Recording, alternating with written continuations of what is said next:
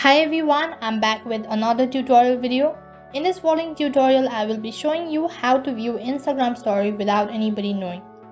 In order to view Instagram story anonymously, all you have to do is follow the step as guided in this following video. So before getting started, make sure that you've updated the Instagram application to the latest version and also make sure to check your internet connection.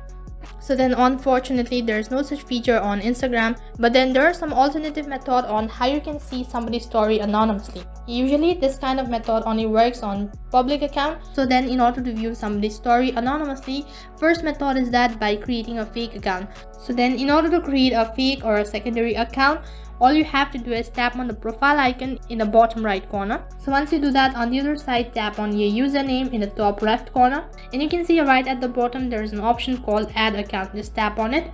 So then all you have to do is tap on create new account. As you can see that I already have a secondary account, so I'll log in into my account. So once you're logged in, then what you have to do is you'll have to tap on the search icon in the bottom left corner and then type in the username. So after their profile is loaded, all you have to do is open up their Instagram story, and now you can view the story, and they'll not be able to know that you have actually viewed their profile.